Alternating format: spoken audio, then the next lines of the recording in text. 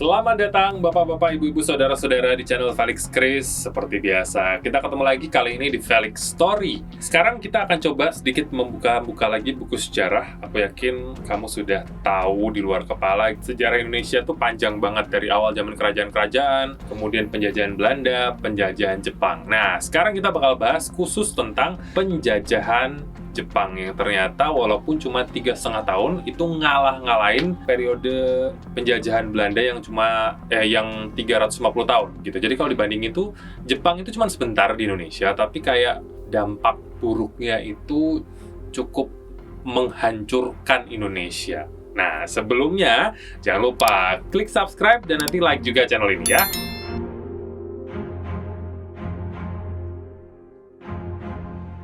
Nah, kalau sekarang kita tahu Jepang itu identik sama yang kawaii-kawaii, wibu, anime, sesuatu yang imut, yang gemes-gemes, tapi ternyata kalau dilihat lagi zaman dulu, jauh dari itu. Apalagi untuk mungkin kakek nenek kita, zaman dulu pasti masih ingat banget masa-masa Jepang itu masa-masa susah banget ketika mereka masuk ke Indonesia. Tepatnya di tahun 1942. Jadi setelah Belanda 350 tahun kurang lebih ada di Indonesia, Jepang masuk, langsung semuanya berubah. Dari yang tadinya mungkin orang Indonesia punya harapan karena Jepang itu kan masuk ke Indonesia agak sedikit punya trik ya. Mereka mengaku sebagai saudara lama, kemudian pakai semboyan Jepang Cahaya Asia segala macam. Awalnya sih mereka berkenalan tanda kutip dengan Indonesia dengan cara yang cukup friendly, seolah-olah memberikan harapan Jepang bisa menyelamatkan Indonesia dari penjajahan Belanda dan segala macam. Tapi ternyata justru setelah mereka masuk ke Indonesia, semuanya berubah total.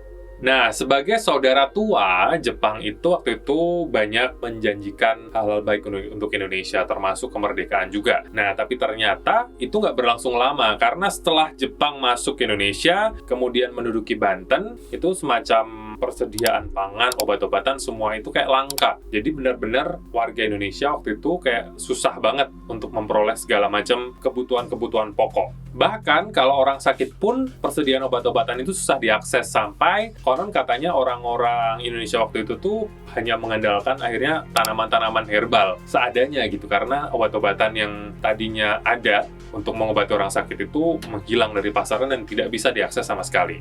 Oke, kemudian bukti-bukti apa lagi yang bisa dijabarkan kalau kita ngomongin tentang kekejaman Jepang di Indonesia? Nah, yang pertama banget, yang paling terkenang sampai sekarang itu of course adalah Romusha atau kerja paksanya Jepang. Nah, di Romusha ini itu kenapa sangat-sangat terkenang dan sangat-sangat menyakitkan untuk Indonesia? Karena di masa itu semua laki-laki yang ada di usia produktif, petani, semuanya itu disuruh kerja secara paksa gitu. Membangun benteng, membangun penjara, jalan, segala macam. Dan bahkan setiap kepala daerah itu harus menyetorkan laki-laki dan mereka harus bekerja sebagai kuli-kuli, buruh-buruh yang memang tugasnya untuk bekerja tanpa digaji, segala macam. Dan istilahnya keluarga juga harus merelakan ayahnya mungkin atau kakak yang paling tua untuk ditarik dan bekerja untuk Jepang.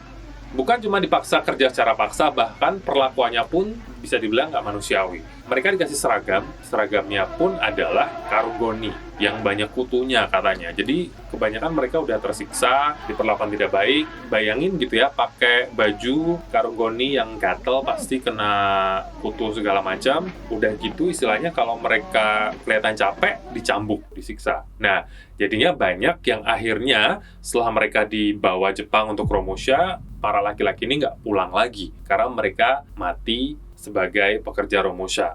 Kekejaman Jepang selanjutnya adalah penjara yang tidak manusiawi. Kalau dibayangin sekarang, penjara itu banyak yang memang dibuat dengan nyaman. Kalau di Indonesia mungkin koruptor bisa milih ya. Penjaranya ada AC, fasilitas apa, kasur enak, segala macam, TV gitu ya. Kalau mungkin negara-negara Eropa lain, penjara itu juga dibuat dengan nyaman, dengan tujuan agar para penjahat ini atau narapidana ini bisa hidup dengan lebih baik di penjara sehingga nanti keluar menjadi orang yang lebih baik. Tapi kalau di masa Jepang justru sebaliknya, penjara itu dibuat setidak nyaman mungkin dari segi tempatnya, luasnya, dan jumlah orang yang ada di penjara itu. Salah satu yang paling terkenal adalah Lawang Sewu.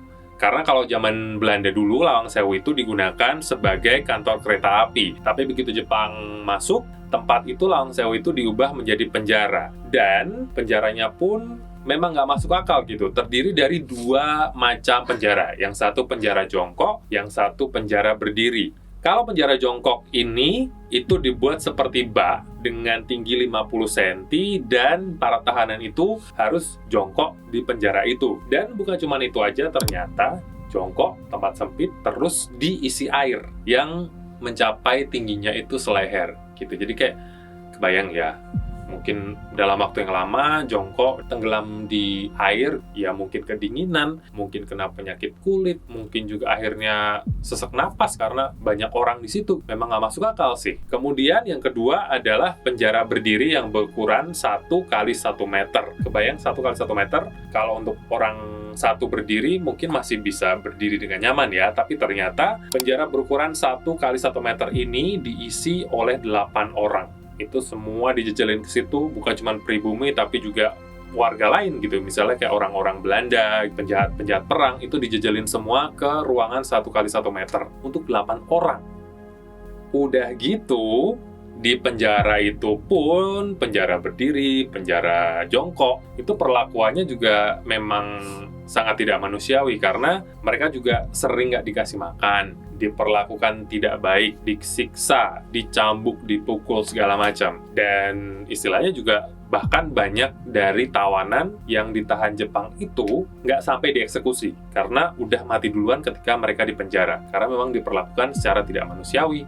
Terus kekejaman Jepang yang lain adalah penggunaan senjata biologis. Konon, ini memang nggak banyak yang tahu kalau Jepang itu punya semacam laboratorium itu yang dipakai untuk memenangkan Perang Dunia Kedua. Laboratorium ini disebut sebagai Operasi Unit 731 di Harbin, Tiongkok, Cina. Nah, uji coba yang mereka lakukan di sana itu seperti uji coba kimia, kemudian virus dan bakteri itu diuji cobakan terhadap manusia. Gimana caranya? Contohnya nih, ada uji coba menyuntikkan bakteri sifilis, itu penyakit kelamin, kepada wanita hamil. Kemudian meledakkan bom kepada manusia. Jadi dilihat efek bom ini kalau misalnya meledak di manusia, hancurnya seberapa. Kemudian membedah tahanan tanpa bius, dan macam-macam.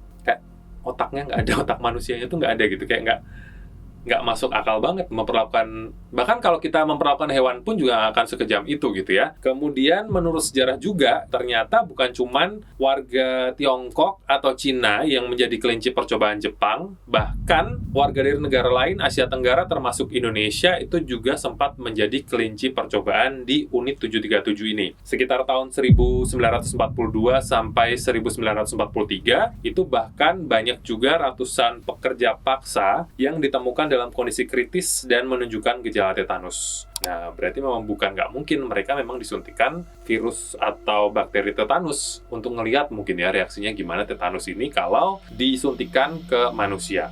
Kekejaman lain dari Jepang adalah pembantaian di Kalimantan. Ini mungkin nggak banyak yang tahu, tapi ternyata sempat ada pembantaian massal dalam jumlah besar di Kalimantan, tepatnya terjadi di tahun 1944, tanggal 28 Juni. Ini bisa dibilang salah satu tragedi yang paling berdarah di Kalimantan, karena di sana itu awalnya adalah karena banyak warga yang nggak suka sama Jepang, mulai ngerasa harus berontak segala macam, jadi muncul kelompok yang berpura-pura untuk bekerja sama dengan Jepang dengan tujuan menggulingkan pemerintahan Jepang di sana.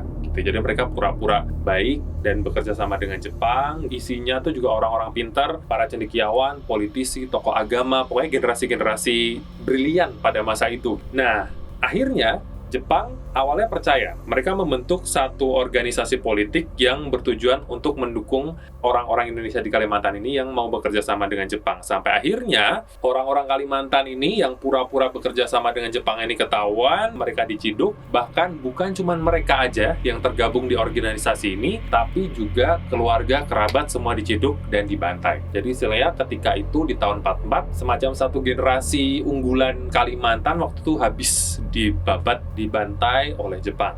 Dan satu lagi yang paling terkenal dari kekejaman Jepang itu adalah Jugun Ianfu. Kalau misalnya belum pernah dengar itu, Jugun Ianfu ini adalah apa ya?